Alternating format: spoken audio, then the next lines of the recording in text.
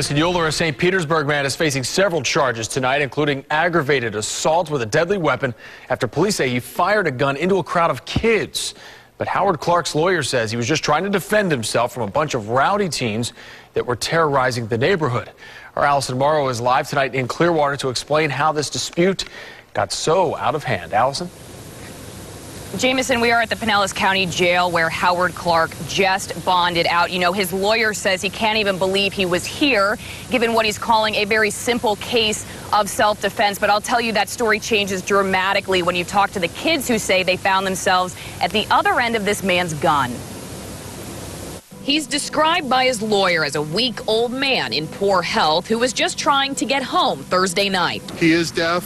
He has emphysema, severe arthritis. But that's not the 64-year-old Howard Clark these teens say drove up to them. He comes towards me and he starts talking, "Get out of the road, you N-word." 16-year-old Brendan Hawkins says he and his friends were hanging out around the intersection of 57th Avenue North and 31st Street when investigators say Clark pulled up his truck, revved his engine, and started yelling at the kids. Brendan says Clark punched him, then drove off. Clark's lawyer says the kids were purposefully blocking the road. My client insists that he was coming home and his path of his vehicle was blocked by a group of very rowdy juveniles. And Trevina maintains the teens threatened his client first. One of the group produced a firearm.